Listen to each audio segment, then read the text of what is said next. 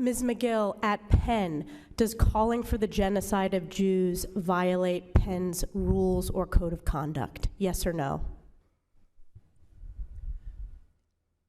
If the speech turns into conduct, it can be harassment, yes. I am asking specifically calling for the genocide of Jews.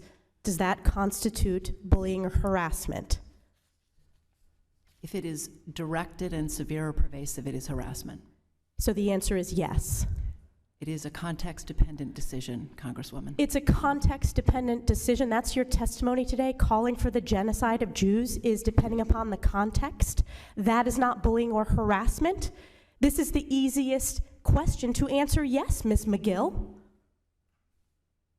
So is your testimony that you will not answer yes? If the Yes speech or no? if the speech becomes conduct, it can be harassment, yes. Conduct meaning committing the act of genocide?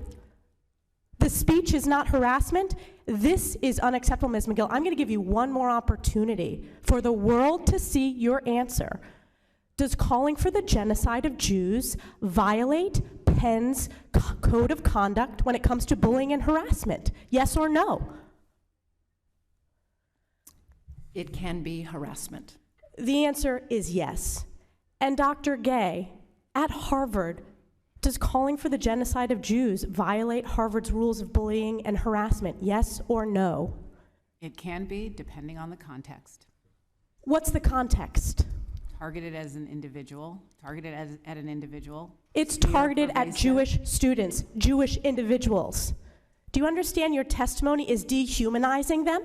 Do you understand that dehumanization is part of anti-Semitism? I will ask you one more time. Does calling for the genocide of Jews violate Harvard's rules of bullying and harassment? Yes or no? Anti-Semitic rhetoric. And is it anti-Semitic rhetoric? Anti-Semitic rhetoric, when it crosses into conduct that amounts to bullying, harassment, intimidation, that is actionable conduct, and we do take action.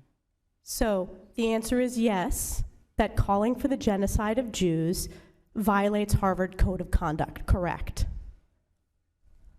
Again, it depends on the context. It does not depend on the context. The answer is yes, and this is why you should resign. These are unacceptable answers across the board.